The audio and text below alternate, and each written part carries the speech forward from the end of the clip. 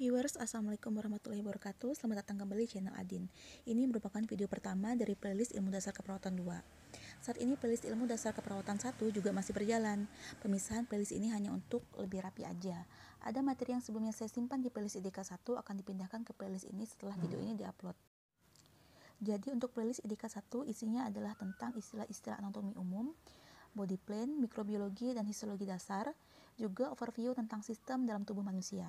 Sedangkan IDK 2 berisi tentang 4 sistem organ tubuh utama, yaitu sistem saraf, sistem pernapasan, sistem pencernaan, dan kardiovaskular. Meskipun belum dibuat playlistnya, karena channel ini juga umurnya belum sampai sebulan, IDK 3 nanti isinya tentang 4 sistem lainnya, yaitu sistem muskuloskeletal, sistem integumen, dan sistem perkemihan. Dan IDK 4 akan berisi tentang sistem endokrin, sistem limfatik, dan reproduksi. Semua yang dibahas di dalam playlist IDK hanya anatomi dan fisiologinya aja ya.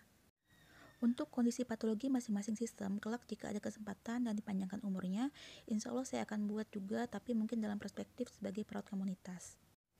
Baik, mari kita mulai pembahasan sistem organ yang pertama. Sistem saraf menjadi sistem yang saya bahas pertama kali dalam channel ini karena sifatnya yang sangat mempengaruhi kinerja sistem organ lain dalam tubuh. Nah, apa itu sistem saraf dan kenapa perawat perlu belajar tentang sistem saraf? Sistem saraf adalah sistem organ yang terdiri dari serabut saraf yang tersusun dari sel-sel saraf yang saling terhubung dan sangat penting untuk persepsi sensoris indera, aktivitas motorik volunteer maupun involunteer organ, dan jaringan tubuh, serta homeostasis berbagai proses fisiologis tubuh. Tentang homeostasis nanti disampaikan dalam video lain di playlist IDK 1 ya. Dengan mempelajari ilmu persyarafan dasar, maka perawat dapat membantu pasien yang mengalami gangguan sistem saraf, seperti misalnya cedera kepala, stroke, Alzheimer, dan sebagainya, lalu kemudian membantu proses pemulihan mereka. Sistem saraf melakukan koordinasi informasi aksi sensori dengan mengirimkan sinyal dari dan menuju seluruh bagian tubuh. Sistem saraf mendeteksi perubahan lingkungan yang dapat mempengaruhi tubuh, lalu bekerja sama dengan sistem endokrin untuk merespon perubahan tersebut. Sistem saraf terbagi menjadi dua bagian, yaitu sistem saraf pusat atau Central Nervous System dan sistem saraf tepi atau Peripheral Nervous System. Kita akan mulai pembahasan dari CNS terlebih dahulu.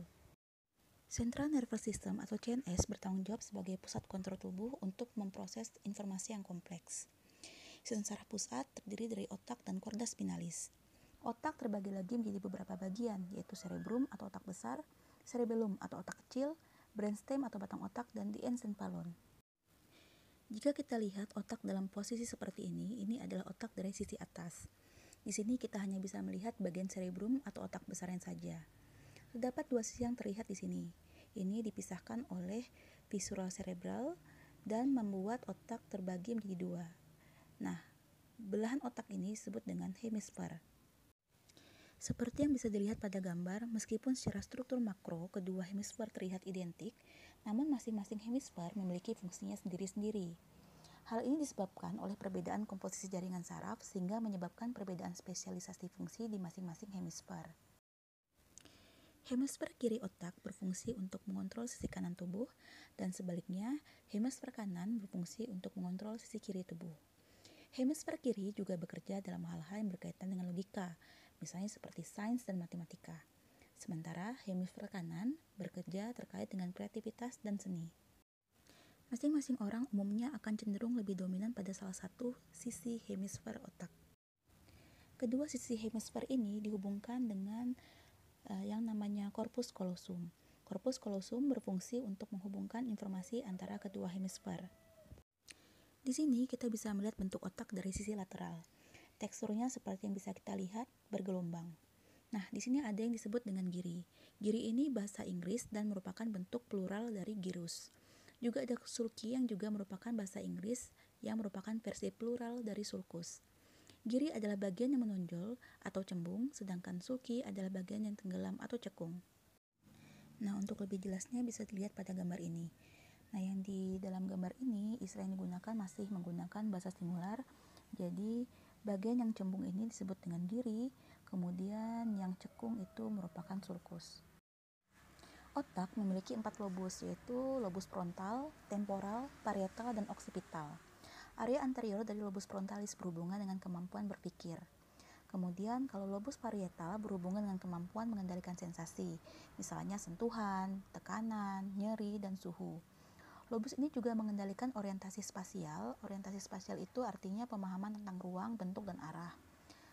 Nah, di antara lobus frontal dan parietal terdapat celah yang namanya sulcus centralis atau nama lainnya adalah celah Rolando. Di bagian anterior atau di depan celah ini terdapat daerah motor yang mengatur gerakan sadar, dan di paling bawah dari korteks motor ini ada daerah yang memiliki hubungan dengan kemampuan berbicara. Sedangkan di bagian posteriornya atau di bagian belakang dari celah ini merupakan daerah sensoris. Pada daerah ini berbagai sifat perasaan yang dirasakan oleh manusia tersebut akan ditafsirkan. Lalu ada belahan yang memisahkan lobus frontal dan parietal dari lobus temporal. Nah, celah ini disebut dengan sulcus lateral atau visura sylvian. Area lobus temporal merupakan daerah pendengaran atau auditori. Nah, di sini suara diterima dan ditransmisikan.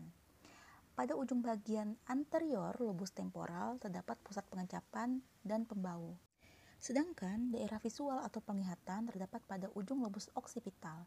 Lobus ini juga berperan besar pada kemampuan seseorang untuk membaca dan kemampuan literasi lainnya.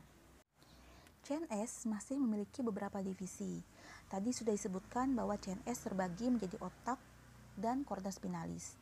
Otak masih dibagi lagi nih dalam beberapa komponen berdasarkan perkembangan sejak masa embriologi. Komponen yang dimaksud adalah forebrain, midbrain, dan hindbrain.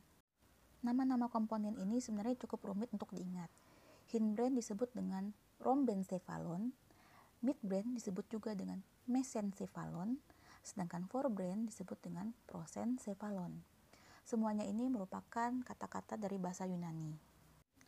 Pada tahap perkembangan, otak depan berkembang dan memisahkan diri menjadi otak besar dan diencephalon. Jika terjadi hambatan perkembangan pada masa embrio, maka akan terjadi kondisi yang disebut dengan holoprosencephaly.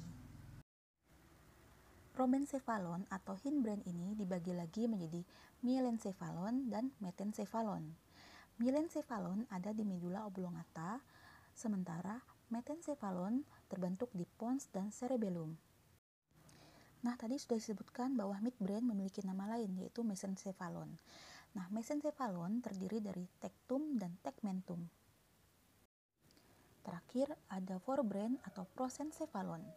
Bagian ini terdiri dari telencephalon dan diencephalon.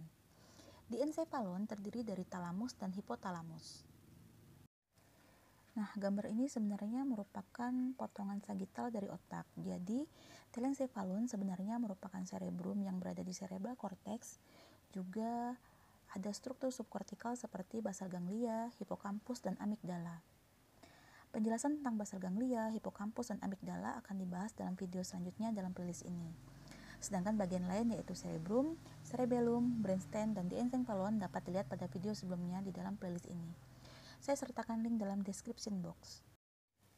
Pada video sebelumnya juga telah disampaikan materi tentang korda spinalis. Linknya juga akan saya letakkan di dalam description box. Selanjutnya kita akan membahas sistem saraf tepi atau PNS. PNS terdiri dari saraf-saraf yang menghubungkan sistem saraf pusat dengan bagian-bagian tubuh di area perifer. Jadi seperti yang bisa kita lihat di sini, PNS adalah cabang-cabang saraf yang melebar ke seluruh bagian tubuh lalu menempel pada otak dan korda spinalis. Bagian saraf yang menempel pada bagian kranial yang menjuntai pada gambar disebut dengan saraf kranial atau cranial nerves. Sementara yang menempel pada korda spinalis disebut dengan spinal nerves atau saraf spinal. Seperti yang terlihat pada gambar, saraf perifer ini terdiri dari 31 pasang saraf spinal dan 12 pasang saraf kranial. Selain itu ada pula yang disebut dengan plexus. Jika melihat gambar ada bagian yang menghubungkan antara saraf satu dan saraf lainnya.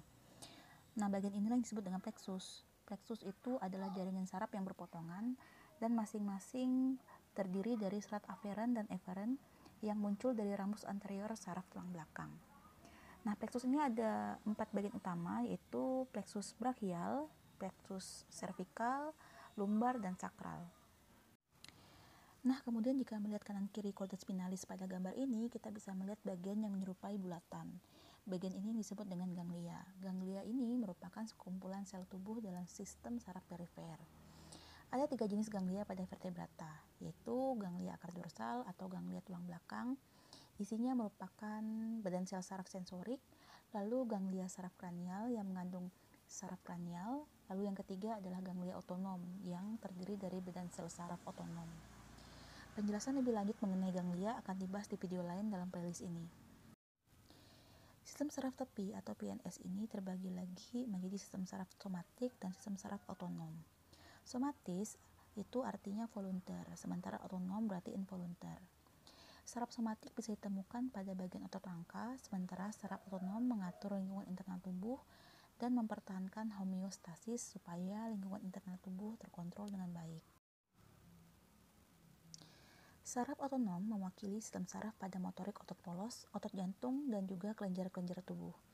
Ia juga disebut dengan sistem saraf tak sadar, artinya dia bekerja tanpa kita sadari. Nah, sistem saraf otonom ini terbagi lagi menjadi sistem saraf parasimpatis, sistem saraf simpatis, dan enterik. Nah, bagian-bagian ini cenderung melakukan hal yang bertentangan satu sama lain. Komponen utama dari saraf otonom ini adalah saraf simpatis dan parasimpatis. Saraf parasimpatis terlibat dalam aktivitas rest and digest, sementara saraf simpatis terlibat dalam respon fight and flight. Maksudnya yang parasimpatis itu pada saat istirahat dan pencernaan, sedangkan yang simpatis itu pada saat tubuh berada dalam ancaman. Enteric nervous system adalah sistem ketiga dalam sistem saraf otonom dan jarang dibicarakan sebenarnya. Lokasinya ada di plexus di dalam sistem gastrointestinal yang bertanggung jawab dalam mengontrol otot halus dan jaringan kelenjar dalam sistem pencernaan. Penjelasan lebih lanjut tentang saraf somatik dan otonom akan dibahas dalam video selanjutnya dalam playlist ini. Baiklah, video ini sampai di sini. Semoga bermanfaat. Sampai jumpa di video-video selanjutnya. Assalamualaikum warahmatullahi wabarakatuh.